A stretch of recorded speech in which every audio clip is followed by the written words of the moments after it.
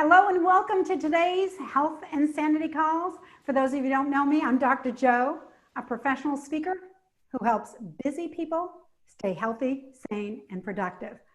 And I don't know if you've been watching the news or reading the news. I'm hearing a lot about the sales of comfort foods. I mean, they're up. People are indulging in those sweets and treats, and alcohol sales are up as well. And so I wondered, are you eating or drinking your way through the pandemic? Someone you love? How do you know when it's a problem and what do you do about it? I have some personal history with this because, first of all, my first 2 degrees are in nutrition. I'm still a registered dietitian nutritionist. And I have on my show another registered dietitian nutritionist, Neely, and maybe some of you remember from a previous call with Neely on Nutrition, and that's Neily. And she and I, like I said, both have the science background to understand these issues with overeating and overdrinking, but we have a little history as well.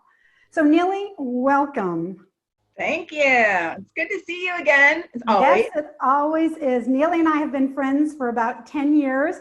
And we started talking about this, about planning it, and I was just so excited to have you back on the call. Thank you. So I have brought up my issues in the past, and just kind of for those of you who are kind of new to the call, basically, I got into the field of nutrition because of my own eating disorders. At the age of 16, I weighed about as I do right now, and at a normal weight, but thought I was fat, and I'm using that words because that's what I called myself. And I starved myself. That's all I can say about it. All of a sudden, one moment, it all snapped, and I stopped eating, probably less than 500 calories a day for months, dropped 40 pounds, clearly fell into that category of anorexia with that unhealthy weight loss. And then went off to college where it morphed into binge eating, where I lost control of my eating, and also bulimia, in which I used some compulsatory behaviors. I didn't use laxative, I didn't throw up, but I would fast like for 3 days on end after every episode. So that's my personal history. I did finally recover, and I understand, Neely, you have some history as well. I'm not the only crazy one here, right? No, as a matter of fact, I think many people get into the nutrition field because of our own issues. Yeah. And there's nothing wrong with that. People who are interested in health maybe became a doctor. They broke a bone, were treated well by another doctor, and went into orthopedics. So there's nothing wrong with that. People who are interested in health maybe became a doctor. They broke a bone, were treated well by another doctor, and went into orthopedics. So there's nothing wrong with it as long as we deal with our own issues as well. Right. Yeah. I recognize now that food was, and I'll say that it was my first drug of choice. And, but yeah, I used it really as a coping mechanism when I was young. And, and so food was a coping mechanism, and I had gained weight, and I was a chubby kid, and I was teased by my brothers, and, probably started my first diet as an adolescent.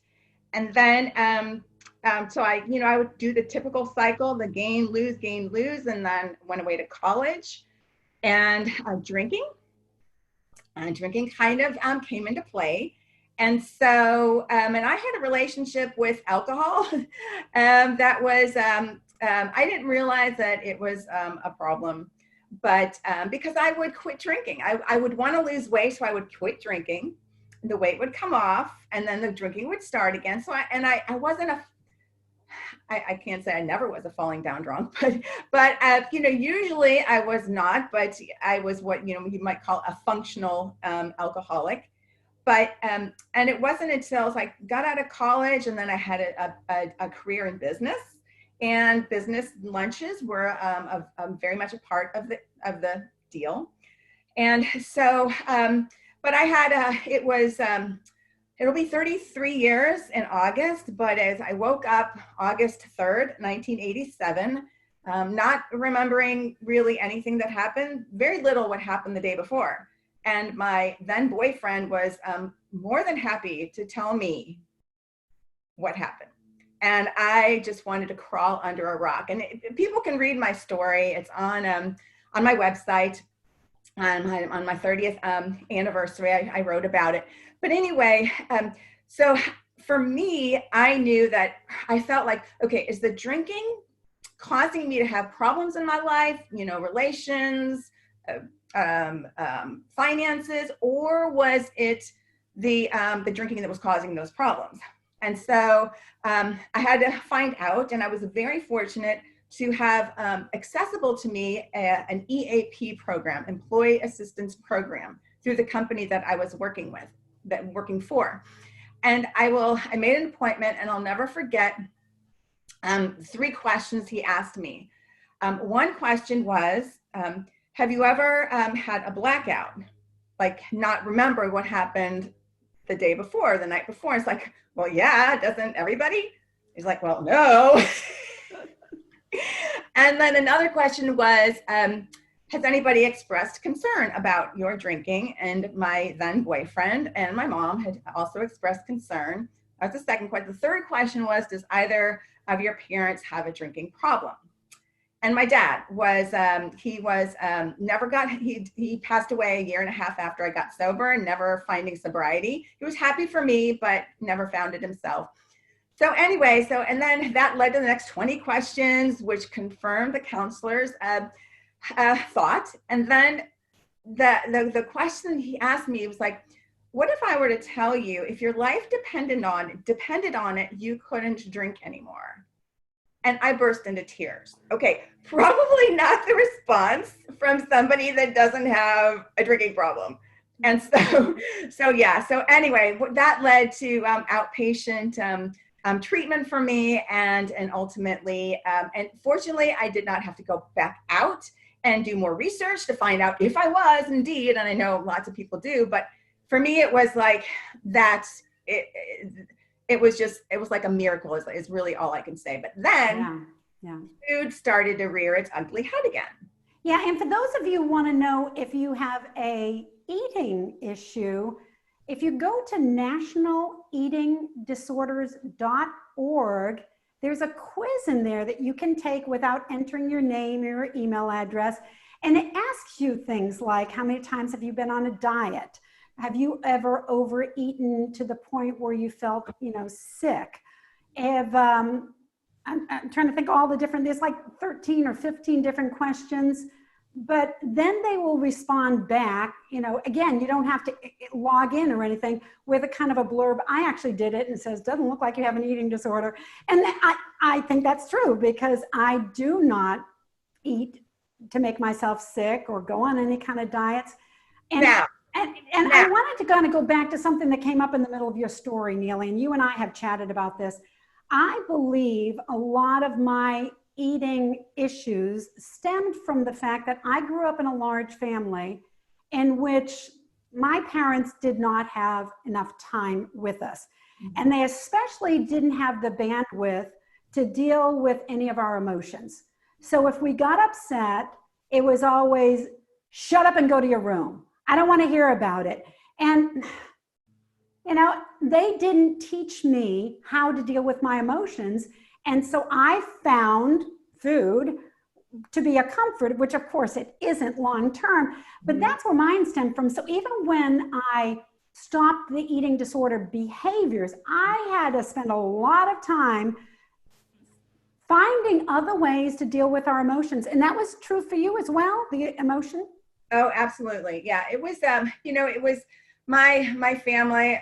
My mom is amazing, but there were things that we just didn't, we didn't have a really open communication anyway, so yeah, that was part of it. And then when I quit drinking, but then the food came into the picture, I think, quitting drinking actually, because like you can take alcohol out of the equation, out of sight, out of mind. Food, you got to eat to live. You don't have to drink to live, but you've got to eat to live. So it makes it much more challenging. And for me, it was always, my weight is the problem. If I lose weight, I'll be happy. So I would go on a diet, I would restrict, and I would restrict so much that I would crave the things that I was not eating and then end up binging on those.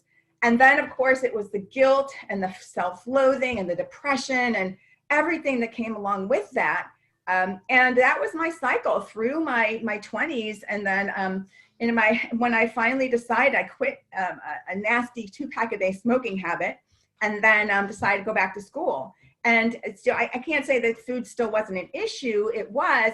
But what I learned through my education was, healthy, a good relationship with food is not about, restriction and deprivation. It's about freedom with the food.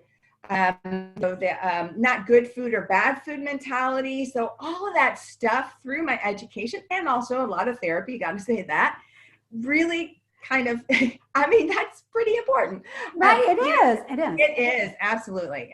Yeah, because I say the same thing, that I was able to recover from the eating disorder behavior, meaning stopped abusing food, but the headpiece took a lot longer to work on. Yeah. And because when you quit alcohol, you just quit alcohol. With food, it sounds so easy. Yeah, that's right. Food is a little bit difficult because you have to continue to eat. Yeah. And like you, I would say that was a big part of it, is I had to get off the constant dieting. Mm-hmm. And the thing that really helped me, and this is why I talk about energy management, is the whole idea of thinking about food as fuel. Mm-hmm. Was the turning point for me, and it is for a lot of people. In other words, I stopped thinking about food as kind of a bad thing, because I always thought hunger was bad, eating was bad, because then it's going to lead to more hunger, it's going to lead to weight, and I softened that relationship and started looking at food as the fuel that keeps us alive. It's a good thing. Mm-hmm. And I love, you and I both on social media, and there's a lot of other dietitians like us as well, and other people like us that have gotten away from talking about food as good or bad. Right. For example, I eat chocolate every single day, and people are like, "Oh, you eat chocolate? That's bad for you." No, it's not the chocolate that's bad for you. Maybe your relationship with chocolate is bad, or you overeat, and the way you think about chocolate. But chocolate actually tastes pretty good. Yeah. It's I tell my students, I teach at as you know at community college and have for 20 some years, and I said when I start class, there are no bad foods. I said, wait a second, there are 2 bad foods, and they try to guess, what are they? They have this guessing game, and I said, okay, the first bad food is a food that's rotten, so that's a bad food. Don't eat bad food. Okay. The second food that's bad is it's if you stole it, that's bad. Don't eat stolen food. So, there you go. And otherwise, everything else, it's just, it's food. And I also think that when you take away, and I find this so much with my clients, when you take away the restriction and allow yourself to have these things, it's like the compulsion to overeat. It's amazing how that can be relieved. Yeah. And I have to say that I too took away that shame mentality about eating, but it still took a long time. It's not something that happens overnight. But what really helped me was to listen to my body. Mm-hmm. When we have to go to the bathroom, I don't know about you, I go to the bathroom, right? And we don't think of it as like, oh, this is a bad thing, I have to go to the bathroom. You just go to the bathroom, for Pete's sakes. But yet when people's stomach growls, they start thinking about that as a bad thing. And they say, I've got to put it off for a while because I'll overeat or whatever. No, when you start fueling your body according to your hunger, then everything falls into place. And for me, the key was I had to eat breakfast, lunch, dinner, and a snack in between. Yeah. If I didn't do that, if I went longer than 3 hours, at least during this early stages, I would lose control. And so once I realized that about myself, then I just ate breakfast, lunch, and dinner and 3 snacks in between. And that helped immensely. And I think for me, Joe, is I really pay attention to when I'm hungry. That's so, I mean, because you know, we both work from home. I work from home because I don't have to eat by a clock like breakfast. Like it's easier because, and I think during this trying time that people are in, you know, it can be a, you know, an opportunity for people to really tune in. You know, it's oftentimes it's like it's 12 o'clock. Oh my gosh, we've got to eat. No, how are you feeling? So, and I think for me anyway, that's really been key to my, you know, the ease that I have with the food that yeah.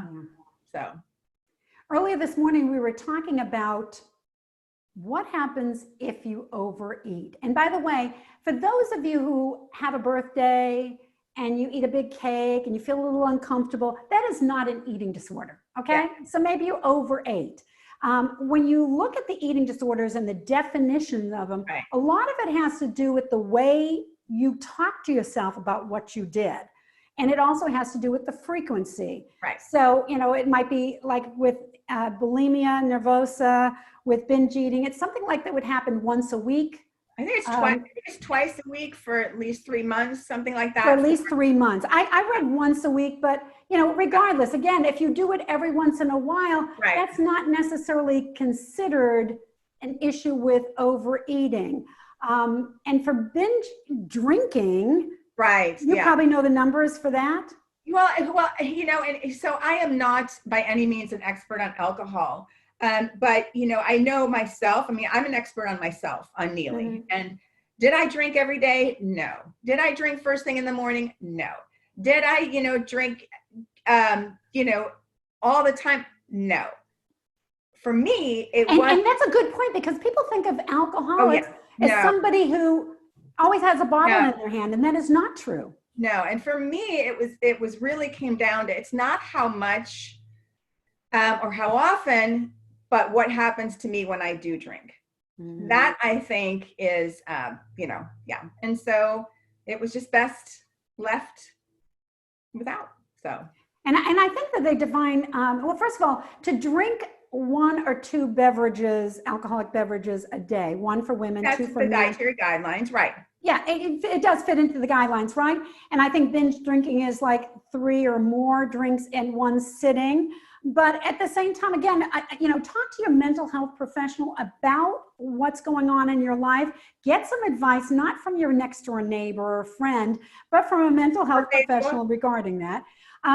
But, you know, for me with eating, it was, you know, the once a week, and it was happening for many, many months, years. And I had a strategy when I did lose control. Well, first of all, in the beginning, and I think, Neil, you talked about this as well, is just not have those foods in the house if you can. I mean, obviously there might be other people in the household, right. But if you can't, if you don't have it in the household, that helps immensely. Secondly, if I found myself in a binge, again, this was early on in my recovery, the first thing that I would do is once I recognize that I'm in that binge, because sometimes I just am like lost in oblivion. And all of a sudden I look down and I realize an entire sleeve of cookies is gone. And you're like, oh my gosh, I opened up that package. How did they all go? And when I found myself in that situation, I would then not tuck the food away back in the cabinet. I knew myself, I would have to destroy it. That means putting it down the drain, in the garbage disposal, in the trash covered with coffee grinds, whatever it takes to get rid of it. I can't just throw it in, keep it in the package on the top of the trash can because, yeah, I have gotten back in and started again. So I have to destroy it. And then I would put myself in a safe place. You could go for a walk, maybe you'd go for a drive, but let's face it, many of us can walk or drive to our nearest, you know, fast food restaurant. So for me, it would be going in the shower because I've never eaten in the shower. So it was a truly safe place. And then as the water was washing over me, you know, I would then use that time to calm myself down, take a deep breath, and talk to myself like a kind aunt would talk to me. Joanne, okay, so you ate a sleeve of cookies. Okay, that's maybe 10, 50 calories a piece, 500 calories. You're not going to gain 10 pounds. Stop saying that to yourself. Okay, 500 calories. Okay, we can go for a walk and we can bring, and I would just like talk myself out of it. Mm-hmm. I probably spent a lot of money on water back then. Did you have any strategies that you used when you felt like you were like losing it? Yeah, I think for me too. I mean, it's out of sight, out of mind. It's like you keep those nutritious foods available and healthful, and they're there. I think though that I think a big part of it is the shame that some people experience, and quit beating yourself up. I mean, what would you say to a good friend, if they were to, have some issues? So it's just the, I'm a bad person. Oh my gosh, I can't believe I did, beating themselves up. And you know what? It's over. It's done with. I write a lot. I use that as a tool. And we talked about self-care before. So that's one of my tools. And just to get it out of my head really can help a lot. I don't have those, experiences with food that I had years ago. And so much of it has to do with that. No food really is off limits for me. If I, it's just not. I mean, that doesn't work for me. And I know that it doesn't work for a lot of people too. It's like yeah. So, anyway. Yeah, same with me. No food is off limits. But there are times when I might say to myself, I could have it, but I don't really want it. Yeah. I talk about in terms of pleasers and teasers. So if I want something sweet, I will ask myself, okay, I want something sweet. Do I want to drink it? Do I want to eat it? Maybe no, not brownies. And I'll kind of go through the list of some of my favorites until something like resonates in me. And I'll say, oh, I need to have chocolate chip cookies, whatever it is. And then even if I want chocolate chip cookies, I do not go for the Chips Ahoy. And that was one of my binge foods early on, probably because we had Chips Ahoy cookies in the house. But Chips Ahoy cookie and Oreo cookies were my binge foods early on. And it wasn't until years later where I actually tasted them. I mean, like truly tasted without any shame, without any guilt, tasted, and I realized they taste like crap. So if I don't have chocolate, right? Oh, my ultra processed food, it really, if you're going to have something, really have something. I had a client once, we were doing a grocery store tour, and she would have these fake, I don't know, Fiber One, like lemon bar, something like that. And it's not satisfying. And you remember the days of the snack wells, the green packages? Yes. I mean, it was, I think enjoying the food, savoring the food, not denying yourself, I think are key components to that. And I don't think there's not a lot, there's substitutes just really, they don't cut it. Mm-mm. They don't cut it off. I mean, sometimes they might, maybe for some people, sometimes. But yeah, and in fact, now that we're more at home, maybe this is the time to say, hey, eating belongs in the kitchen, in the dining room. And sit down there, even if it's a cookie, put it on a plate and actually enjoy it. I mean, look at it. What does it look like?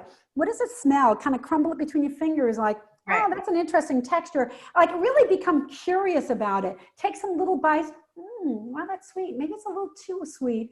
Oh, I can taste the vanilla in there. Whatever it is, and really analyze it. And I've done that before with food and realized, my gosh, I don't even like it. It has that gritty taste. When you're doing it, when you're doing eating with guilt, it's like, it's, and you can't even taste it. And that's, I also think that it's really important is to look at, review your current eating plan. Because if you're not, if you're going all day without eating, then maybe, looking at that, evaluating, well, maybe starting the day with, I find that, for me and many of my clients is starting the day with a protein powered breakfast. Now breakfast for me isn't until I'm up for like 4 or 5 hours. So it's not like first thing in the morning. I mean, I get up between, about 6 o'clock and I often don't eat until 9:30 or 10, but I'm listening to that's when I'm hungry. So and I'm glad you brought that up because I eat almost first thing in the morning. I'd say within 30 minutes. You're right. It is different for different people.